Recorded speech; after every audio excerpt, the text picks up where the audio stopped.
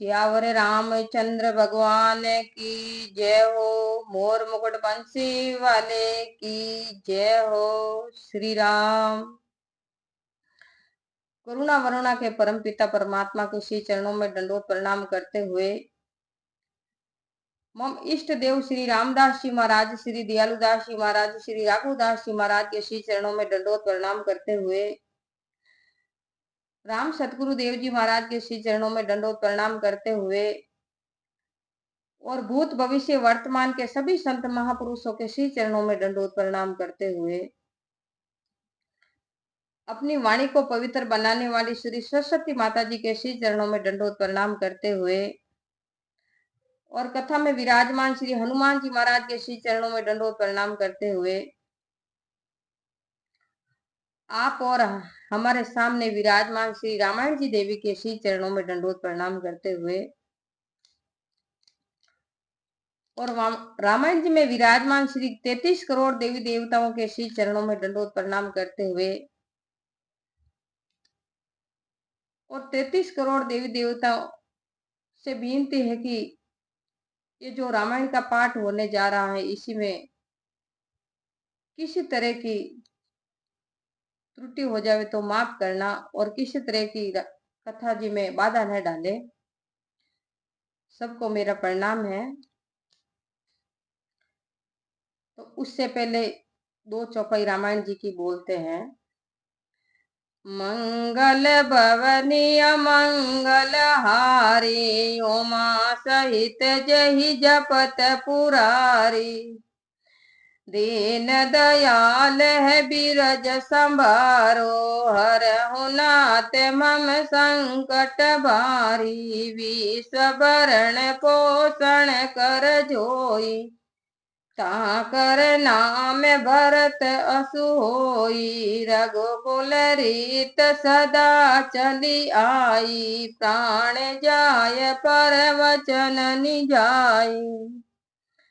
श्री राम। मैं हूँ श्री भगवान का, मेरे श्री भगवान। और कछु नहीं काम का, अंत समय के माय। रामायंत समय के माय। राम बिना नहीं बोलिए, राम बिना नहीं खाए। राम बिना नहीं जागिए, राम बिना नहीं सोई। राम बिना नहीं सोई। श्री राम। श्री राम। कथा में विराजमान सभी देवी देवताओं से विनती है कि और सभी मेरे भाई बहन, माता तुल्य, पिता तुल्य, गुरु तुल्य सब संतों को, सब महामुनियों को, कोई भी मेरा चैनल देखे, सबको निवेदन है कि कोई तरीके से कुछ गलती हो जावे तो बालक जान के आप मेरे को माफ करना। तो कथा में आनंद उसी को मिलता है जो सच्चे प्रेम से पढ़ी जाए और सुना जाए। तो आप सच्चे मन से कथा सुने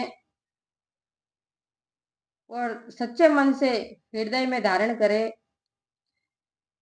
क्योंकि ये परमात्मा राम जी की कथा हर किसी को नहीं मिलती है। ये जो बड़ा भाग्यशाली है और कोई पूर्व जन्म का कर्म अच्छा किए हुए है उसी को ये कथा प्राप्त होती है। हर किसी को ये कथा प्राप्त नहीं होती है। तो परमात्मा राम जी सुनने वाले और कहने वाले सबके ऊपर भगवान ने कृपा की है, तभी तो ये मौका मिला है कथा पढ़ने का। क्योंकि जब परमात्मा जब तक मनुष्य पर कृपा नहीं करते हैं तब तक उसको कथा में लाभ नहीं मिलता है। इसीलिए परमात्मा ने बड़ी कृपा की है, तब आप और मेरे को कथा पढ़ने का लाभ मिला, सुनने का लाभ मिला है। तो आप कुछ गलती हो जाएगी तो मेरे को माफ करना। तो कबीरदास जी ने बोला है कि राम में बुलावा आविया, दिया कबीरा रोय, जो सुख साधु संगत में, वो बेखूटा नाई रामा, वो बेखूटा नाई। कबीर साहिब ने फरमाया है कि जो इस कथा में और सत्संग में और परमात्मा की भक्ति में लाभ है, वो वैकुंठ में नहीं है। क्योंकि वैकुंठ में तो अपनी कम की हुई कमाई खर्च होती है, और कथा में तो आगे के आगे बढ़ती जा रही है कमाई और इकट्ठी होती है। तो कबीर साहब ने वैकुंठ से भी ज्यादा कथा में बहुत आनंद और लाभ बताया है। तो आइए आप और हम कथा में प्रस्थान करें। सुनि मुनि मोहि मन ताके, ज्ञान विराग हृदय नहीं जाके, ब्रह्मचर्य व्रत रत मति धीरा, तुम ही की करहि मनोभव पीड़ा। हे मुनि सुनो, मोह उसके मन में होता है जिसके हृदय में ज्ञान वैराग्य नहीं होता है। आप ब्रह्मचर्य व्रत का पालन करने वाले हैं और धीर बुद्धि है, भला कहीं आपको कामदेव पीड़ित कैसे कर सकता है। नारद कहूँ सहित अभिमाना, कृपा तुम्हारी सकल भगवाना, करुणा निधि मन दीख बिचारी, उर अंकर रहूं गर्भ तरु भारी। नारद जी ने अहंकार के साथ कहा कि हे भगवान, यह सब आपकी कृपा है। कृपा निदान भगवान ने मन में विचार करके देखा कि नारद जी के हृदय में अहंकार रूपी भारी वृक्ष का अंकुर निकल आया है। बेगिसो में डर उखारी, पन हमारे सेवक हितकारी, मुनि मन हित मम कौतुक होई, अवश्य उपाय कर भी में सोई। मैं उसे तुरंत ही उखाड़ डालूंगा। भगवान कहते हैं कि नारद जी के मन में अहंकार रूपी अंकुर पैदा हो गया है, तो भगवान कहते हैं कि मैं उसे तुरंत उखाड़ डालूंगा। भक्तों का हित ही हमारा प्रण है। मुनि का भला और हमारा खेल हो, मैं अवश्य वही काम करूंगा। तब नारद हरि पद सिरुनाई, चले हृदय अहमति अधिकाई, श्रीपति निज माया तब प्रेमी, सुनहु कठिन करनी ते ही केरी। तब नारद जी भगवान के चरणों में सिर निवाकर हृदय में अभिमान भरे हुए चल दिए। तब श्रीपति भगवान ने अपनी माया को भेजा। अब उसकी कठिन करनी सुनो। वीर चेऊ मग महु नगर ते ही, सत जो जन विस्तार, रामा सत जो जन विस्तार, श्रीनिवास पुरते अधिक, रचना विविध प्रकार, सियावर राम जय सिया राम, मंगल भवनी अमंगल हारे, उमा सहित जहि जपत पुरारी। तो उसने मार्ग में 400 कोस एक नगर बसा दिया। भगवान ने एक नगर बसाया, और लक्ष्मी नारायण भगवान वैकुंठ से भी अधिक भांति भांति की बनावट उस नगर में थी। बसहि नगर सुंदर नर नारी, जनु बहु मन सिजरति अतनुधारी। तेईपुर बसई शील्य निधि राजा, अगणित हय गय सेन समाजा। उस नगर में सुंदर स्त्री पुरुष कामदेव और रति के समान शरीर धारण किए हुए वास करते थे। उस नगर में शीलनिधि राजा रहता था, जिसके असंख्य घोड़े हाथी और बहुत सी सेना भी थी। सुत सुरेश मम विबन विलासा, रूप तेज बल निधि निका निवासा। विषमोहिनीता सुई कुमारी, श्री विमोज स्वरूप निहारी। 100 इंद्रों के समान उसका ऐश्वर्य और विलास था। वह रूप बल और नीति का घर था। उस राजा के विश्व मोहिनी नाम की एक कन्या थी, जिसका रूप देखकर लक्ष्मी जी भी मोहित हो जाई। सोई हरि राम सब गुण खानी, शोभता सुखी जाई बखानी। करे स्वयंवर सो नृप बाला, आये तह अगणित महिपाला। यह सब गुणों की खान भगवान की माया ही थी, क्या उसकी शोभा बखानी जा सकती है। वह राजकुमारी स्वयंवर करना चाहती थी, इसी कारण बहुत से राजा वहां आए हुए थे। नारद जी को मोह हो गया, तब भगवान ने नारद जी का मान रखने के लिए और नारद जी को माया से दूर करने के लिए भगवान ने एक षड्यंत्र रचा और भगवान ने एक नगरी को स्थापित किया और उस नगरी में भगवान स्वयं राजा बनकर आ गए। और भगवान की एक कन्या थी, उसका स्वयंवर होने जा रहा है। तो नारद जी को ये लड़की पसंद आ गई राजा की। और नारद जी आगे क्या कह रहे हैं और भगवान क्या कहते हैं। मुनि को तू कि नगर ते ही गईयो, पुरबासी न सब पूछत भईयो। सुनि सब चरित भूप ग्रह आए, करी पूजा नृप मुनि बैठाए। खिलवाड़ी नारद मुनि उस नगर में गए और नगर वासियों से सब हाल पूछा। सब समाचार सुनकर राजा महल में आए। राजा ने मुनि की पूजा करके उन्हें आसन पर बैठाया। जिस जिस नगरी को भगवान ने रचाया था, उस नगरी में नारद जी पधारे और राजा के घर गए और राजा ने नारद जी को राजा महल में ले गए और आसन देकर बैठाया। आनी देखाई नारदही भूपति राजकुमारी, रामा भूपति राजकुमार। कहूँ नाथ गुण दोष सबे, यही के हृदय विचार। सियावर राम जय सिया राम, मंगल भवनी अमंगल हारी। उमा सहित जही जपत पुरारी। राजा ने राजकन्या लाकर नारद जी को दिखाई और कहा कि हे नाथ, आपने अपने जी में विचार कर इस राजकुमारी के गुण और दोष कहिए।